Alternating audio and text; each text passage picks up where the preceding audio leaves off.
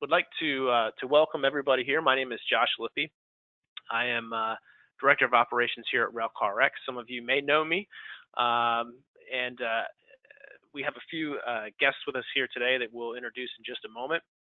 And what we're presenting here is a webinar on how to accelerate your shop's growth.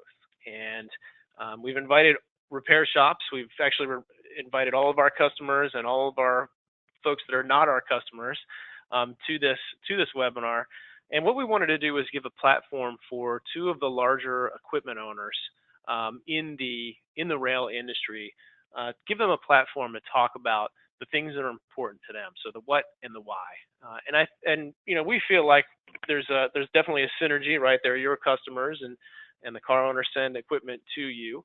And I think there's a lot of times communication issues or things that that car owners ask for. Maybe shops don't understand why they're asking for them. So we wanted to take this opportunity to present to you. We have a panel of two folks. We have Chase Green from Trinity. We have Rick Koenig from UTLX, and I'll introduce them and talk a little bit about their background, or have them talk a little bit about their backgrounds, and just an opportunity for them to explain what they look for in shops, what their expectations are, things like that. So this is intended to help you, the repair shop, to better position yourselves in the new year here, and to grow your business. So without any ado, I will get started. We have about a half an hour here. So as many of you know, I'm Josh Lippy, Director of Operations here at Railcar X. Before my time at Railcar X, I was with Rail Inc., and I worked with a lot of the larger equipment owners. So Trinity, Union Tank Car, GATX, a lot of these guys. So from a mechanical perspective, I understand a lot of the things that these gentlemen probably look at and work with on a regular basis. So our guests here, we have Chase Green. Chase, say hello. Yes. Yeah, I'm Chase Green. I've been with Trinity for about 10 years in various roles throughout my career. I currently am the Senior Director of Data Analytics. I've been doing this for about a year and a half, and that's just how do we take our world into the future using data and making better decisions. But prior to that, I ran maintenance planning for our fleet maintenance team, which basically meant I had responsibility for a maintenance budget beyond $150 million, and that meant customers' dollars as well as Trinity dollars.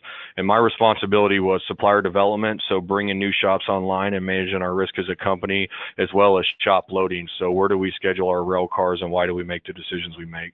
That's how I fit into this call. Yeah. And Chase, how many rail cars at any point in time do you think you were responsible for the maintenance of? Yeah, we were running into a ramp-up plan with compliance when I was taking over. So we went from about 8,000 cars a year to north of 10,000 cars a year, with growth of 20+% year-over-year shopping. We managed somewhere between 3,000 and 4,000 rail cars in shop at any point in time. There you go. So quite a few rail cars in shop at any given time, and that's quite a few pieces of equipment to manage. Fantastic. So we also have Rick Koenig, and Rick comes to us. He's with Union Tank Car. Rick, say hello and give yourself just a brief introduction here.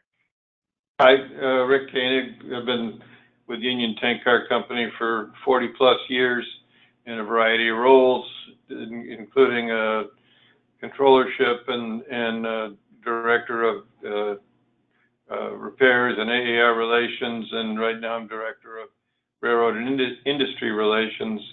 I've been around a long time and done a lot of different things here, and have always been interested in shops and keeping the cars moving through shop. Sure. And then Rick, how many pieces of equipment do you think in your role previously here you were managing before you moved into this industry relations role? Well, we have over approximately 100,000 rail cars, mostly tank, with some plastic pellet covered hoppers, and typically there might be close to 15,000 shoppings a year, in addition to all sorts of mobile unit repairs. Okay. And Chase, just to go back to you too, was it mainly tank cars that you were working with, or were there other types of equipment that you were also working with too? We have a pretty diverse fleet, so we're about 50-50 tank to freight. But generally, when you're talking shopping from a planned maintenance perspective, it's going to be tank car specific. Sure. Okay, good. So we have a pretty decent representation of car types here in terms of, what we're doing. So we have from the tank side, we also have the hopper side, and then other pieces of equipment as well. Good. Okay.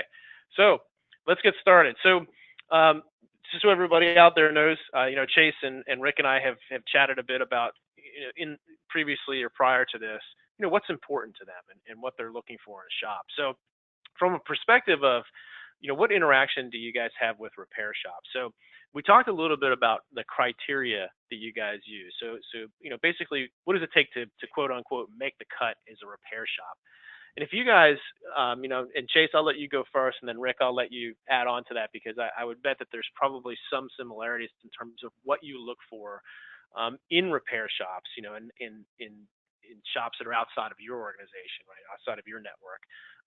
What you look for. So if you could talk a little bit, Chase, about some of the criteria that you guys use, in terms of how you judge a shop and what you look for in a shop when you're making the decision to work with that shop. If you could start, Chase, that'd be great. And then Rick, I'll let you chime in too and add into that as well.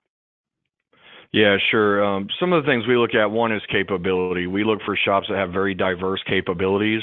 We have a large tank car fleet that operates in many different industries, and we're always in the market for shop and rail cars. So it's really hard to fill niche providers and keep enough work in them where they can maintain a staffing level as well as us maintain a relationship with them from a maintenance standpoint. So diverse capabilities obviously helps, as well as performance. Like any company, performance matters. We look at turn times, we look at OTD, we look at administrative performance. So are you giving us the information we asked for, and are you doing it timely?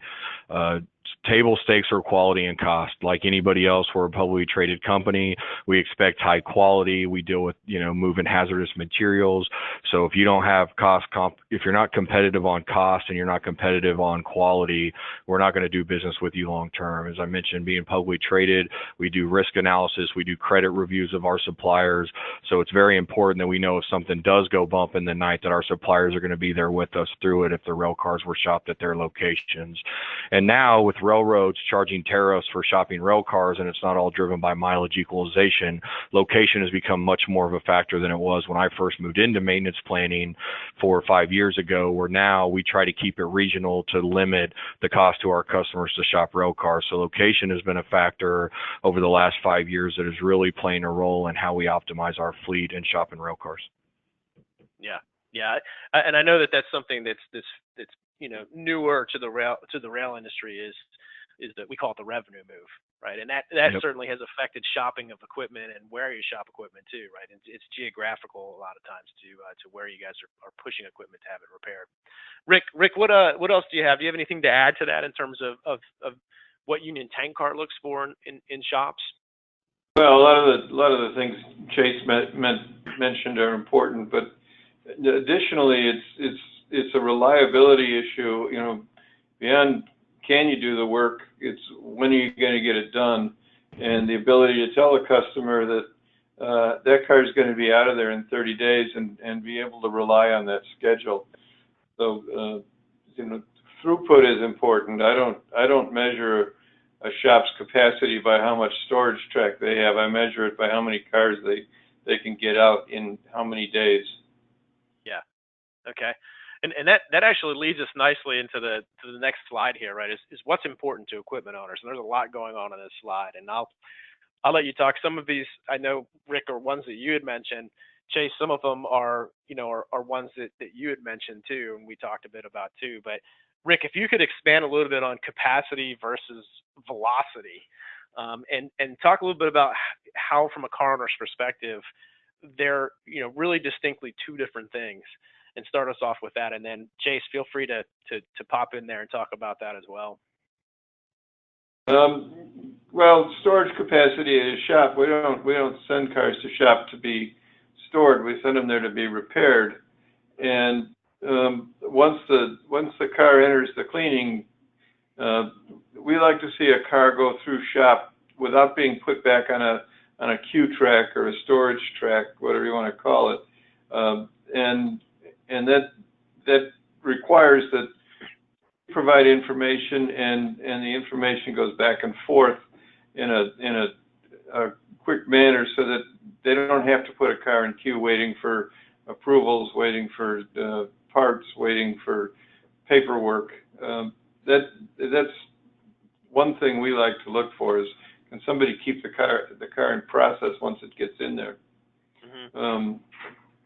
That for the tank car customer, if they can count on cars getting through shop faster, they really don't need to lease as many cars. If they can reduce their requirement for cars, and the customers want to see the cars back when we tell them they're going to be back. Mm-hmm. Yeah, and I guess, like, as we discussed too, and Chase, you may concur with this, is capacity as a shop, right? Hey, I can take 400 of your pieces of equipment, but velocity is how quickly I can push them through the shop, right? And that's really, I think, what Rick is getting to, Chase. And I think you probably agree with that too. Is hey, if you can fit 400 of my cars, but that doesn't mean that you might be able to push 400 cars through shop in a timely fashion, correct? Yeah, no, I 110% agree with everything he said. For us, I don't care how big your storage yard is. I care about throughput, both from a commitment standpoint, do what you say you're going to do. We measure on-time delivery, as well as turn time. How long is it there? 30 days is a great target. I'd like to see people move to that. We used to talk about feeding the hot hand. We will shift work to the person that's producing cars the fastest. It's just the way it works. To his point, our customers need to optimize their fleets. It's all about them and how do we service them better. So work is going to flow to the capable. I highly agree with him. Yeah. Now you both have touched on quick turnaround time of equipment, and getting from the time the car comes in to the time the car leaves the shop. What in your world would be an ideal number? I know that's a loaded question, but if you could say, if I could wave my magic wand and every car would be in and out of the shop, how quickly would you realistically have cars move in and out of shops? Chase? Yeah, ideally it's 30 days. Everybody's targeting 30 days. You hear 30 days thrown out a lot. And I've seen some shops get close to it. I've seen shops that are less than 45, and I've seen a few that are less than 40. So it is possible, and shops can do it. They just got to focus on the work and getting the cars out, not building the backlogs. Yeah. Rick, 30 days? 30 days is good. Once you add a week to get the car there and a week to get it back, you're at 44 days, I guess it would be. Sure. And you're lucky if you can get the railroad to deliver it in 7 days either way. Yeah. So that actually leads into the monetary ramifications. And I don't want you guys, you don't necessarily need to talk about specific numbers here, but if you could just give these guys at the shops an idea of what type of, like, what money are we talking about when a car is out of service? And there are different aspects of that as well, right? So Chase and Rick, you have shippers who utilize your your equipment, but you guys also, the business model for the car owner is hey, we charge rent, or I think per diem or per diem or wherever you're from, how you pronounce that, that you guys charge to make money off of the car as well. So if you guys could talk a little bit about what the cost is of having a car out of service, and just give these guys an idea of, here's a general idea of what the losses are of having that car. That might help the shops to put things into perspective too, as to why you're saying, hey, 30 days is important to us. So if you guys could, Chase, if you want to start off and talk a little bit about it, just generally, don't give away any trade secrets or anything. That'd be great. Sure. Obviously, when cars go into shop, they're on rental abatement. We're a full service lessor, so we don't charge our customers rent while cars in shop. But we look at it more from a customer perspective than even our perspective. Our rent to the customer is tiny compared to the loss of revenue they have when they can't move loads. For example, I was just meeting with a customer this week or a couple weeks ago that they lost, we predict, on around 40 loads this year because of shop performance, which is multi-million dollars in revenue for them. That's one customer, one car type, one industry. So our revenue loss is minor compared to what they lose while it's in shop. And at the end of the day, it's all about serving our customer, not about serving us. Sure. Rick, anything to add to that? Chase said it well. It's the customer's ability to ship product is hampered, and that costs them a lot of money. lost rental to us, while it's a factor to us, it's not as big a factor as it is to have an upset customer. Sure. Yeah. So it's a downstream effect. You know, if the car's out of service, it affects you, but it also affects the customer, which really in turn affects your business with the customer. Because if you're not, I think I've said this to both of you, if you're not providing a service and have, you know, uptime that you promise to the customer, then that doesn't bode very well for you in terms of providing a product to them that's reliable. So it makes sense to have the car in service as much as possible and in and out of a shop when it needs to be serviced, or, you know, whatever needs to be done to that piece of equipment while it's there. Is there anything else that I'm missing here, gentlemen, that you might like to add in terms of things that you see? And I know, Chase, there's probably a couple other things too. You talked about you know, cost and quality a little bit, and if you want to expand on that a little bit, that'd be great too, in terms of, you know, what you guys look for in terms of how you provide feedback to the shop and what you're looking for in terms of quality. So I don't know if you could expand on that a little bit.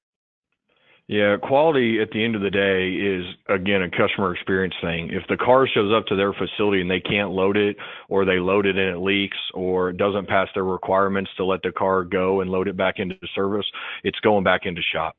So not only are we getting back in line on poor performance and long turn times, I've also impacted my customer experience because the car that came out didn't work for them and they couldn't use it within their service, which again gets back to their downstream. They have a customer on the other end of that too.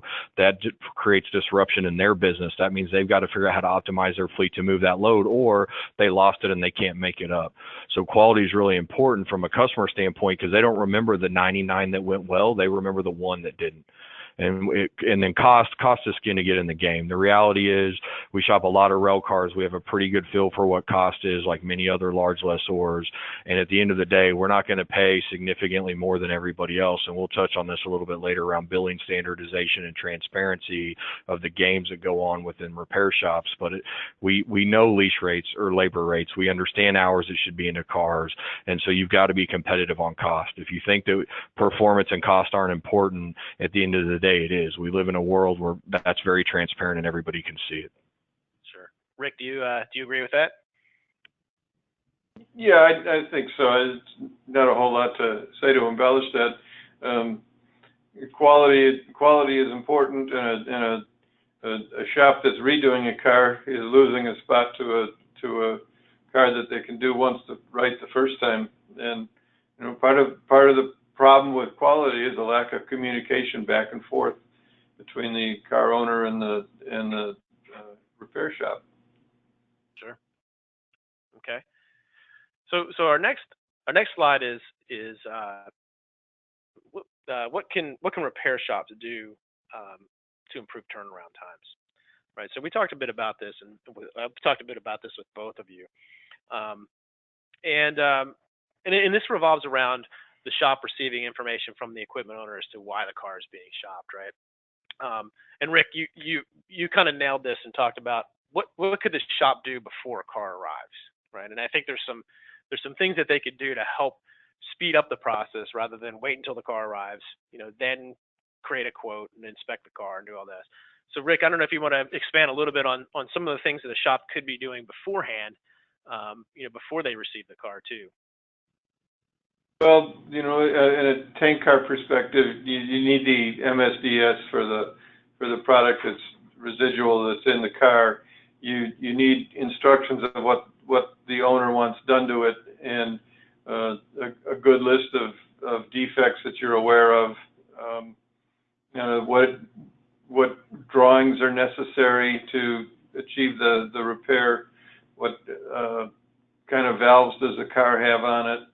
All those, what kind of gaskets it's going to need, all those things that can lead to delays further on down the line, and even slowing down the estimation process.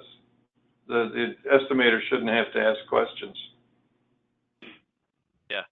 Yeah, and I think and Chase, you could probably expand on this a little bit too. But if they're aware that the car is coming in, being able to possibly provide a quote before the car even comes in for the items that they know that they're going to be working on. So if there are specific things that the piece of equipment is coming in for, whether it's like regulatory or wheel sets, change outs, or whatever, if they can provide quotes ahead of the time that the car arrives, and also be ordering parts for that puts them ahead of the curve when the car gets there, and then it all becomes supplemental quotes and repairs that are done at the time of arrival and as the car is being repaired too. Chase, would you agree with that, Chase? Are there other things that you would say in there too, in terms of what could help the shops, or how could they improve their turnaround times? No, I think most of the work coming in, 80% of the work is known. So generally we're scheduling and operating with more than one rail car going to a shop at times. So they're going to see multiple rail cars operating in that commodity and that service and that customer. It goes back to the SDS conversation. So they should be able to standardize their billing, standardize their pricing, where every car that's associated or similar to that car comes out and is ready to go once it arrives.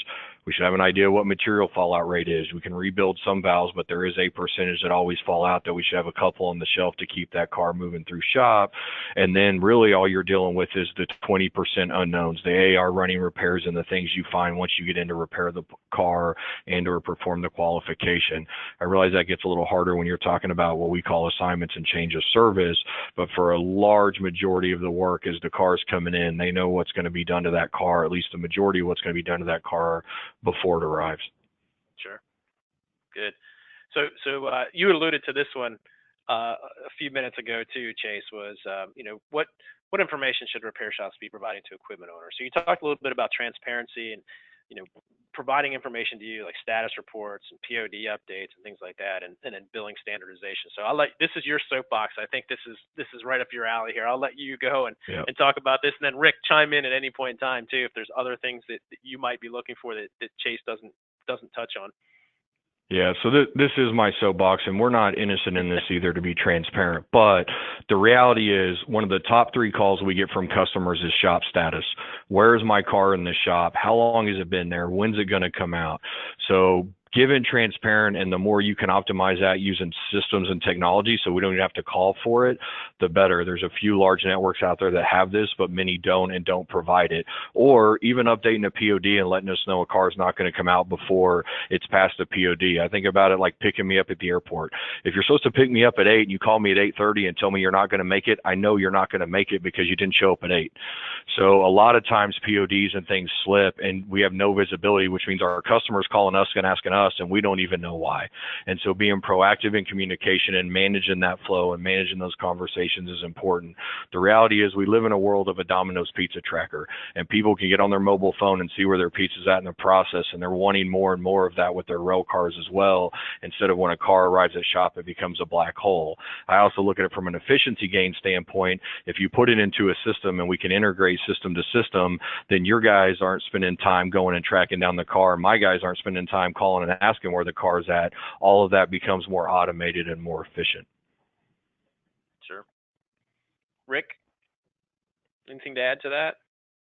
Well, that was good to add to it, though. At the end of the cycle, what do we need to feed to the customer and to feed to the various forms and things that we collect, the T-kit information? All that has to be right before a lot of customers will even will even give dispo to put the car out. So just having all that information right at our fingertips before we get the final bill and the car gets shipped is beneficial. Yeah. Chase, did you mention billing standardization across network shops? Yeah, I would even be okay if I could get billing standardization at a location. So billing standardization across a network, or even a network, as in one of the large networks, all their shops bill the same way, would be great. But we even see it within a location where 5 cars will come in, they're all there for the same work, it's all the same customer, and they'll all have 5 different estimates with different line items and different pricing and different job codes. And the reality is that creates a lot of work on our side because we have to make sure that that's in line with the first one we saw and there's no gamesmanship going on. and it just makes it more efficient for us and for you if it comes in standard. I'm fine if it goes back to that 80%. If you know 80% of the work and you write up the estimate for that 80% and leave the flex for the unknown, for example, if valves are corroded or they fall out, then it makes it much easier to review the line items, at least for our guys, because now they're looking, okay, these are all the same. This price is all the same. This work is all the same. So now all I got to really look at from an efficiency standpoint is the other 20%. And for us, all of our estimates follow the same process that they go to the customer. So it creates one of the other top 3 things we get asked about with customers are questions around estimates and questions around pricing. And we get into conversations around, okay, this is really the same thing, they just build it different, or these line items are the same thing, they just put them in different places. So it creates a lot of inefficiency in our business and a lot of questions with our customers because it's not standardized. So I think standardization would really help and make things flow a lot smoother from our side and our customer side. Sure, understood. So our last slide here, and then we'll open it up for a few questions. And I know we're just about at time here. So Chase, I think you have some ideas on this, and Rick, I think you've been working with shops for quite a long time. Where do you guys see shops moving in the future? Like, where do you think that they should be? What do you think they should be looking at in terms of speeding up process? Mine a lot of goes back to technology and visibility, so mobile capabilities, and a lot of that what we'd like to see and be considered is how do we make it easier to do business, right? Ease of doing business with us and you. So how do you have it where the SI is right in front of you, the estimates are right in front of you and standardized? To his point, the certs, so we get all the certs filled out timely and we don't have the handoffs between the guy on the floor doing the work and the administrator putting it in our system and keeping our system up to date. But I think there's a lot of opportunity to leverage technology and things like mobile applications to give feedback, or even shop statuses, taking a picture of excessive heel in a car when you're billing us for excessive heel, measure it so the customer can see, hey, look, yeah, you have excessive heel, and we're not trying to sift through 50 pictures we get that are uncategorized, which is challenges on our side that we're working through fixing. But I think there's a lot of opportunity to leverage technology and where technology's gone with mobiles and mobile technology to provide a better service. Sure. Rick, anything to add to that? Yeah, well, just the general ability to provide information, pictures, documentation, archival information. That's what we need. What do we try to avoid sending cars to shop, frankly. Don't send cars to shop that don't need to go to shop due to the freight and the time lost. So mobile units and mini shops and things are popping up all over the place, and keeping cars out of repair facilities by doing work right the first time and becoming reliable is important. Yep. So that's the end of the webinar here too, and there's a box here on the GoToMeeting. You can see it in the screen here where you guys can enter in questions. I do have a few questions here, actually some interesting ones. So here's an interesting one for you guys. So this is kind of okay. So how about cost in relation to interchangeable life left in the car? Is there a factor here, and how should that be communicated to the shop? I think what they're saying is, and Rick, you and I have talked about this too, is that value of the car, like should we scrap the car at that point, and how is that communicated to the shop?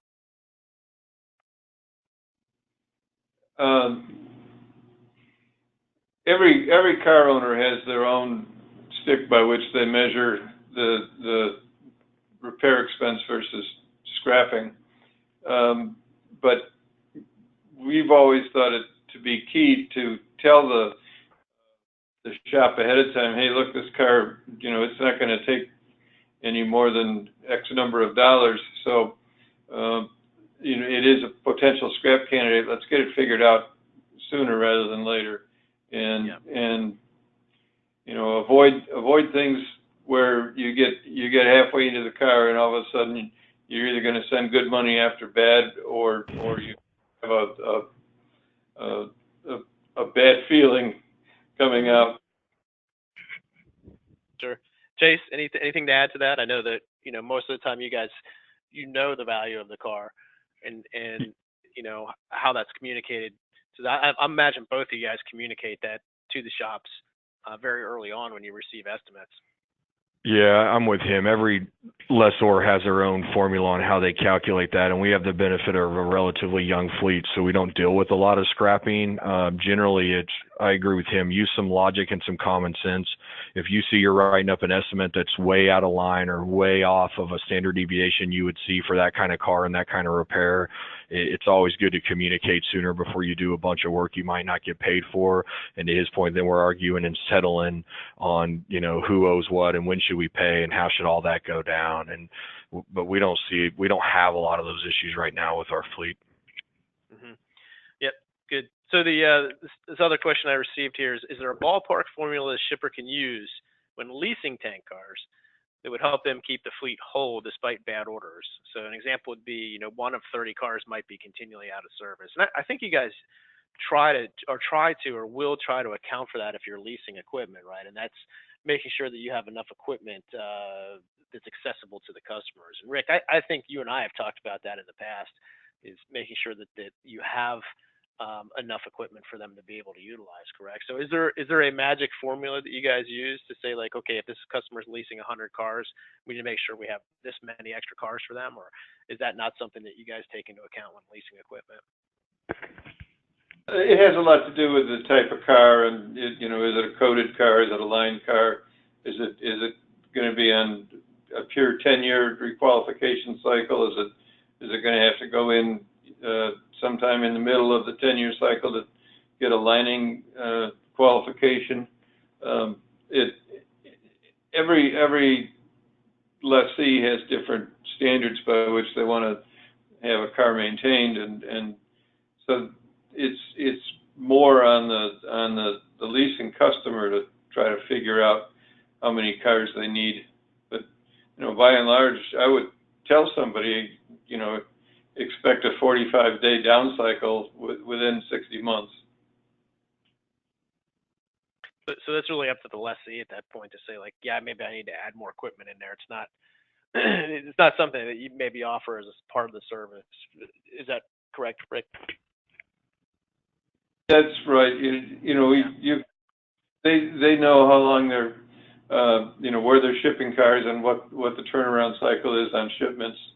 Sure. But, the very least I could offer was expect to be down 45 days out of 60 months. Yeah. Yeah. Chase, does that sound about right for you as well? Yeah, I agree with him. It's unique across the board because everybody has different cycle times on how they use their assets and different seasonality. And the other piece is to really optimize, you have to have visibility of their entire fleet. So the challenge is, depending on how big the company is, if you're on 100% of their fleet, it's easy to help them optimize. If you're not, and they won't tell you what size you are and what the rest of their fleet looks like, then it gets harder because you don't know who else they're doing business with and how they're optimizing around the competition. So, but it is something that, depending on the situation, we will help. It's just hit or miss. Yeah. Yeah. So that concludes everything here, guys. Any final words or any final advice that you can give the shops here, Chase, as we conclude? My advice is I think there's a huge opportunity out there. I think people are looking for a better service. I think there's an opportunity to provide a better service, and I think people are going to get creative in who they work with that does provide that better service. And it goes back to a lot of what we talked about around shop capacity versus velocity. The guy that figures out how to turn cars fast and keep them turned fast isn't going to hurt for work. And if they start thinking about not us, but our customers and looking at external, internal, then they're going to have a lot more success. Sure. Rick? Yeah, I guess I would say that don't necessarily think that improving shop throughput is a factor of more brick and mortar. Think about cutting down the delays in the process and keep cars moving through shop without being put back in a storage queue. Sure. Well, gentlemen, I thank you both for spending time here. We went a few minutes over, but I appreciate everybody that tuned in today. If anybody has questions, my phone number there is at the bottom of the screen. Feel free to give me a call. We did record the webinar, so we will publish the webinar and put it out there for people to share and to go back and review. So if you missed anything or missed parts of it, just let us know, and we can provide you a link to go watch it over and over and over again. So, Rick, Chase, on behalf of the Railcar RX team, we appreciate you guys helping us out here, and I'm sure that I speak for the shops when I say this. Is thanks for the information, and we appreciate everything you guys do out there. So thanks for your time, and everybody have a Merry Christmas. Thank you. Thank you. Take care. Thank you.